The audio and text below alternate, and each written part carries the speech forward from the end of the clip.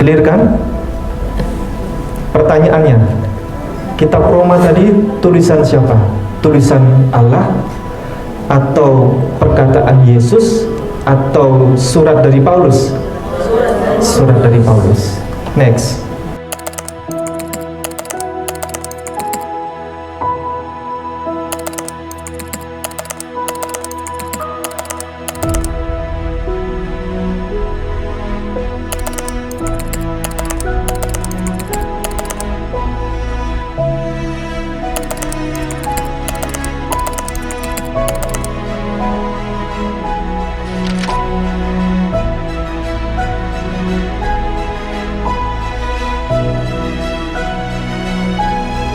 Yang akan disampaikan langsung oleh Ustadz Ipung.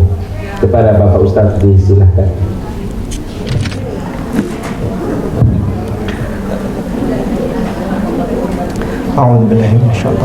Bismillahirrahmanirrahim. Assalamualaikum warahmatullahi wabarakatuh. Alhamdulillahi wa kafa. Wassalatu wassalamu ala nabiyil mustafa wa ala alihi wa sahbihi asadiqin wa wafa. Asyhadu an la ilaha illallah wahdahu la syarika lah wa asyhadu anna Muhammadan abduhu wa rasuluh la nabiyya ba'dah. Allahumma salli ala sayyidina Muhammad wa ala alihi wa ashabihi ajma'in. Rabbana atina min ladunka rahmah wa hayyi' lana min amrina rasyada. Yang terhormat para tuan guru, para asatidz dan ustadzat sekalian. Jadi seringkali banyak masyarakat yang biasanya menyebut asatidz dan asatidzat, itu salah. Yang benar adalah kalau asatidz itu jamak dari ustadz, kita menyebutnya asatidz. Ini ilmu sederhana sebenarnya. Kalau jamak dari ustadzah itu adalah bukan asatidzah, bukan, tapi ustadzat, zatnya panjang. Ustadzat itu jamak dari ustadzah. Jadi yang terhormat para asatidz dan asatidz dan ustadzat sekalian yang berbahagia, yang tidak bisa kami sebutkan satu persatu.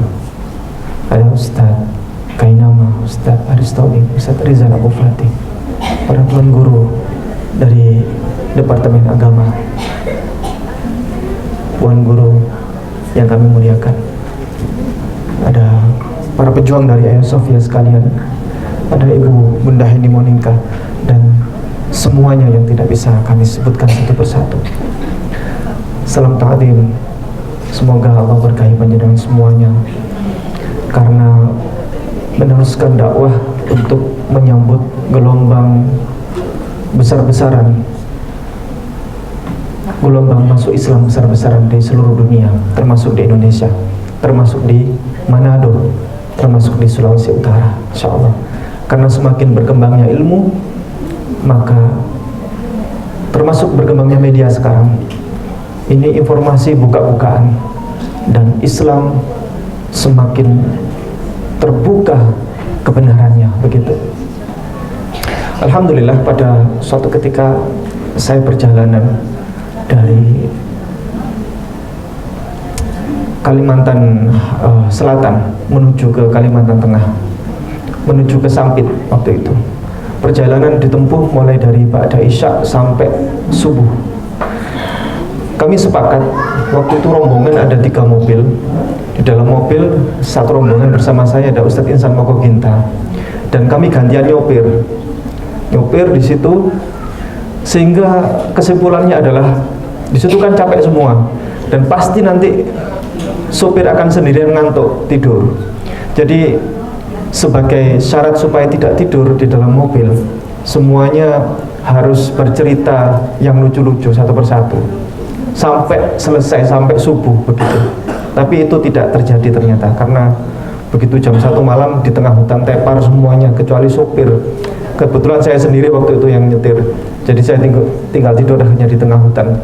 Akhirnya tiba-tiba Ustadz Insan mau kita bangun, dan yang lain juga bangun dan nyetiri sampai subuh, tiba di Sampit. Ada satu cerita menarik dari Ustadz Ihsan Mogoginta ketika beliau bercerita. Waktu itu beliau diundang ke Hong Kong. Di Hong Kong beliau diundang oleh komunitas Muslimin Indonesia di sana. Dan setelah selesai ceramah, waktu itu ceramahnya bersama Al-Ustadz Mundir Sitomorang berdua. Dan panitianya adalah, kalau nggak salah waktu itu Mbak Linda bertiga, Ustadz Ihsan Mogoginta, Ustadz Mundir Sitomorang, Mbak Linda. Dari acara lokasi itu naik taksi untuk pulang ke hotel. Naik taksi, masuk ke dalam taksi. Di dalam taksi kemudian sang sopir itu tua, sepuh itu tua, bahasa Jawa. Ini rambutnya warna putih. Ini di Hong Kong.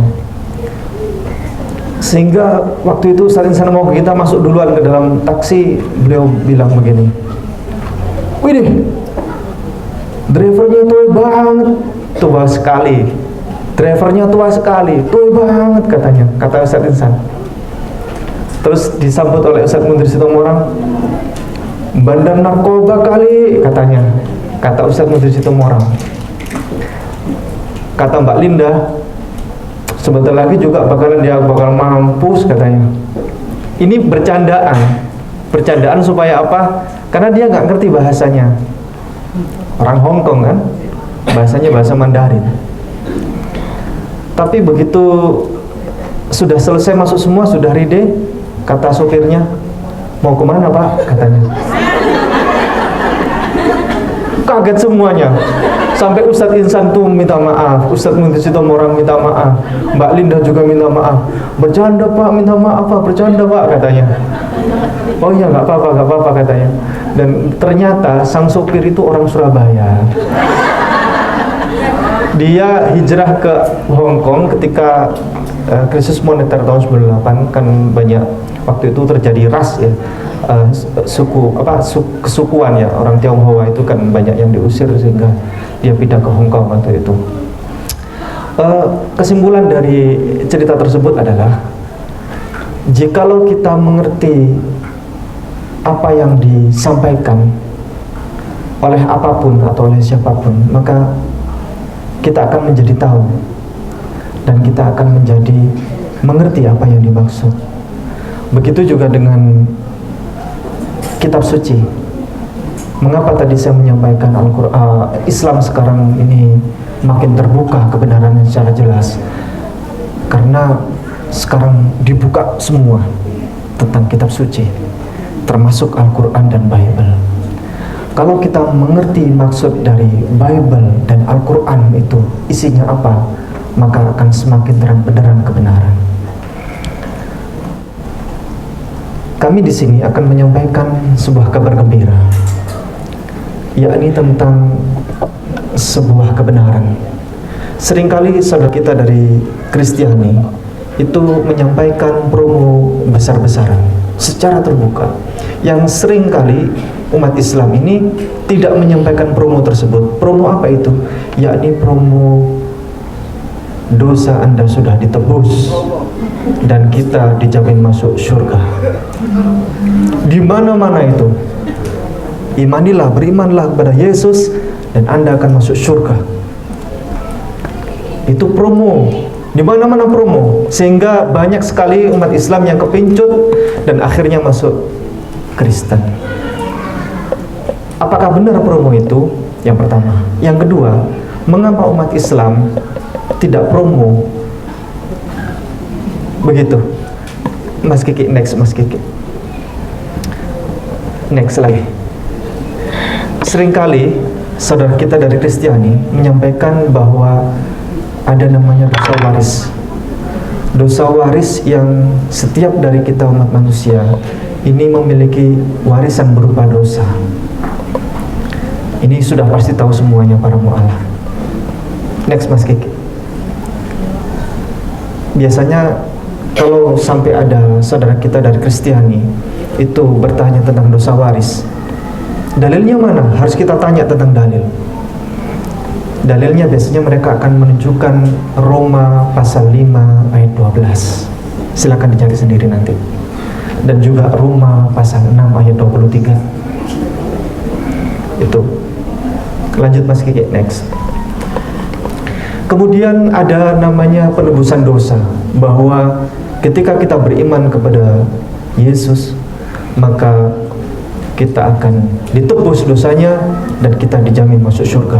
Inilah promo besar-besaran yang sering kali masuk ke dalam telinga kita. Dan harus kita tanya, apa itu dalilnya penebusan dosa? Adakah di Bible? Ada. Di Kolose pasal 1 ayat 13 sampai 14. Nanti dicari sendiri. Biasanya mereka menunjukkan ini. Dan Efesus pasal 1 ayat 7. Baik, mari kita audit kebenarannya. Benar tidak ayat tersebut? Jadi kita harus tahu, sebagaimana Pak Driver tadi, Hong Kong tadi, ketika Ustadz Insan Mokoginta menyampaikan bahasa Indonesia, ketika kita tahu bahwa Ustadz Insan Mokoginta penyampaiannya apa, maka drivernya akan mengerti apa maksudnya. Cara mengauditnya sederhana, yakni 1, silakan buka semua dalil tersebut, bacalah di tiap bagian awal surat.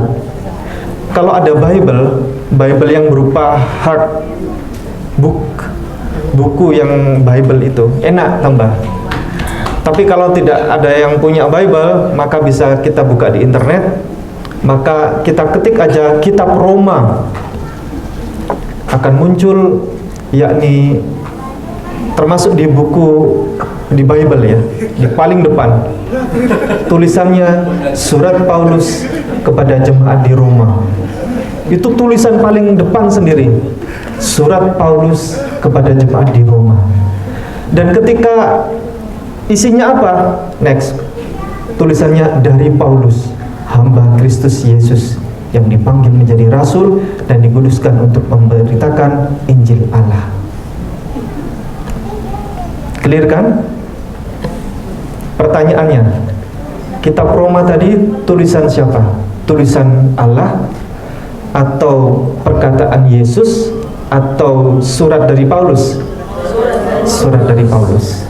Next, kita ketik kitab Kolose, pasti depannya judulnya besar itu, surat Paulus kepada jemaat di Kolose. Jadi Paulus ini mengirimkan surat-surat, dititipkan kepada para rekannya, disampaikan kepada jemaat di Kolose, di kota, di daerah namanya Kolose. Dan surat-surat itu akhirnya dijadikan sebagai kitab suci. Next, isinya Kolose 1, setelah judul tadi, surat Paulus tadi kepada jemaat di Kolose. Dari Paulus, Rasul Kristus Yesus oleh kehendak Allah, dan Timotius saudara kita. Pertanyaannya, Kolose ini, kitab Kolose di Bible, ini adalah kalam ilahi atau perkataan Yesus atau surat dari Paulus? Surat dari Paulus. Clear ya? Oke. Lanjut kita, Efesus. Tadi kan dalilnya ada kitab Roma, dalilnya kitab Kolose, dalilnya kitab Efesus. Kita buka kejar. Ya. Kitab Efesus. Pasti tulisannya adalah surat dari Paulus, dan tulisannya dari Paulus, Rasul Kristus Yesus oleh kehendak Allah, kepada orang-orang kudus di Efesus, orang-orang percaya dalam Kristus Yesus. Clear ya? Lanjut next. Jadi next, clear ya tadi bahwa dalil tadi kita audit kebenarannya, bahwa dalil itu adalah perkataan atau tulisan dari Paulus, bukan dari Yesus, bukan dari Allah. Ajaran Yesus yang benar adalah ada di kitab Yeremia pasal 17 ayat 10. Next, apa kata Allah? Aku Tuhan. Ini Tuhan ini, bukan Paulus. Aku Tuhan, besar itu, yang menyelidiki hati, yang menguji batin untuk memberi balasan kepada setiap orang setimpal dengan tingkah langkahnya, setimpal dengan hasil perbuatannya.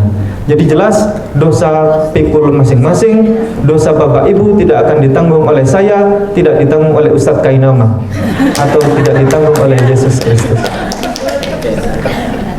Mari kita uji kebenaran promo ayat penebusan dosa dalam Islam. Ini saya percepat. Promo pasti dalam Al-Quran ini jelas langsung dari Allah. Ada Al-Baqarah ayat 25, At-Taubah ayat 72, Al-Kahfi 107 sampai 108, Al-Kahfi 30 sampai 31, Az-Zumar atau At-Tur dan lain sebagainya. Next. A'udzu billahi minasyaitonir rajim. Wa basyiril ladzina amanu wa 'amilus salihati anna lahum jannatin tajri min tahtihal anhar.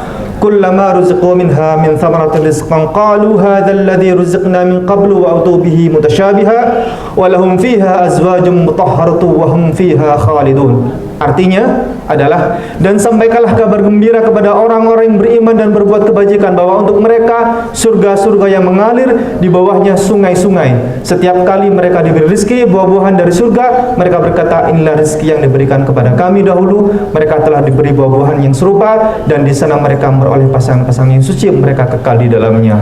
Next, At-Taubah contoh. Next, biar cepat. Allah menjanjikan kepada orang-orang mukmin laki-laki dan perempuan surga yang mengalir di bawahnya sungai-sungai, mereka kekal di dalamnya, dan tempat yang baik di surga Aden, dan keridhaan Allah lebih besar. Itulah kemenangan yang agung. Next, belum lagi banyak lagi dalil yang lain. Next, oke, perum pasti al-hadis. Lanjut, next, semua umatku pasti akan masuk surga. Next, man qala la ilaha illallah dakhala al-jannah. Barang siapa yang dalam hatinya ada tauhid la ilaha illallah, pasti masuk surga. Next, lebih enak mana, jadi orang Kristen atau jadi orang Islam? Jawabannya ya pasti jadi enak jadi orang masuk Islam. Bukti.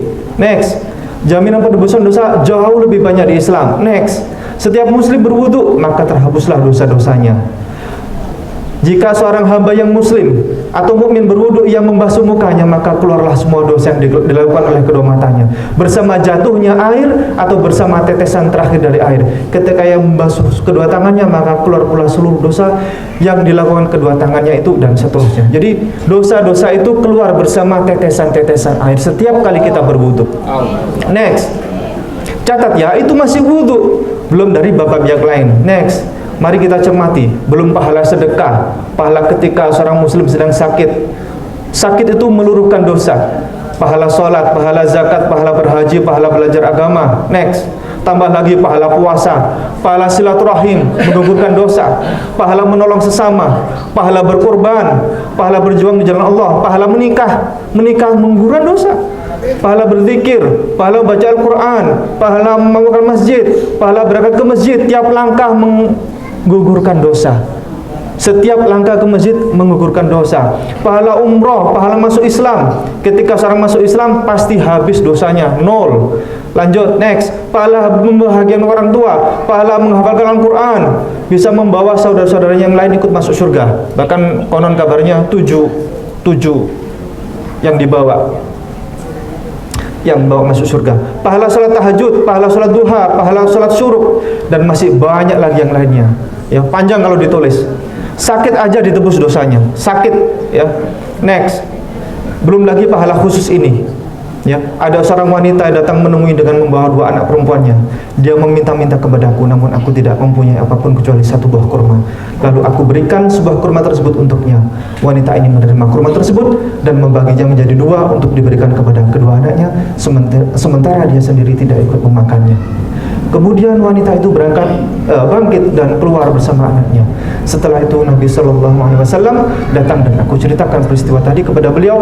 Maka Nabi SAW bersabda, barang siapa yang diuji dengan anak-anak perempuan, kemudian dia berbuat baik kepada mereka, maka anak-anak perempuan tersebut akan menjadi penghalang dari siksa api neraka. Punya anak 2 perempuan solehah semua, maka orang tuanya dijamin masuk surga.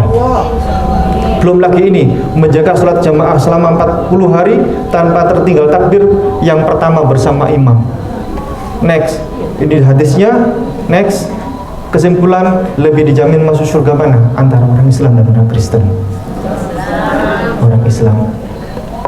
Demikian, terima kasih Bapak Ibu. Ilmu sederhana, mudah-mudahan bisa bermanfaat. Jazakumullah khairan katsira. Assalamualaikum warahmatullahi wabarakatuh.